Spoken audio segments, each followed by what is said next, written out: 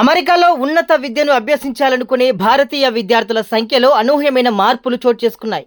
దీనికి సంబంధించి ఒక ఆసక్తికరమైన నివేదిక ఇప్పుడు వెలుగులోకి వచ్చింది.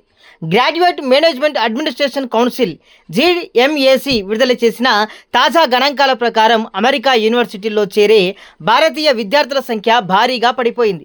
2024తో పోల్చి చూస్తే గత ఏడాది ఆగస్టు నాటికి అమెరికా వెళ్లే విద్యార్థుల సంఖ్య ఏకంగా 45% మేర తగ్గిపోవడం నిజంగా గమనార్హం. కేవలం అమెరికా మాత్రమే కాదు, కెనడా, యూకే వంటి దేశాలకు వెళ్లే వారి సంఖ్య కూడా గణనీయంగా తగ్గుముఖం పట్టింది. అయితే అదే సమయంలో ఐరోపా మరియు ఇతర ఆసియా దేశాలకు వెళ్లే విద్యార్థుల ఆసక్తి మాత్రం పెరుగుతోందని ఈ నివేదిక స్పష్టం చేసింది. అసలు విద్యార్థులు అమెరికా వైపు వెళ్ళడానికి ఎందుకు వెనుకడుగు వేస్తున్నారు? దీనికి ఆ నివేదికలో ప్రధానంగా కొన్ని కారణాలను పేర్కొన్నారు. ముఖ్యంగా వీసా నిబంధనలు కఠినతరం చేయడం ఒక కారణం అయితే, చదువు పూర్తయ్యాక అక్కడ ఉద్యోగ అవకాశాల విషయంలో ఉన్న అనిశ్చితి మరొక కారణం.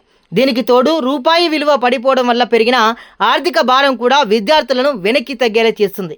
ఇక్కడ మరొక ఆశ్చర్యకరమైన విషయం ఏమిటంటే, ఒక పక్క మన విద్యార్థులు విదేశాలకు వెళ్ళడం తగ్గుతుంటే, మరోపక్క భారతీయ బిజినెస్ స్కూల్స్కు మాత్రం అంతర్జాతీయ స్థాయిలో డిమాండ్ పెరుగుతోంది.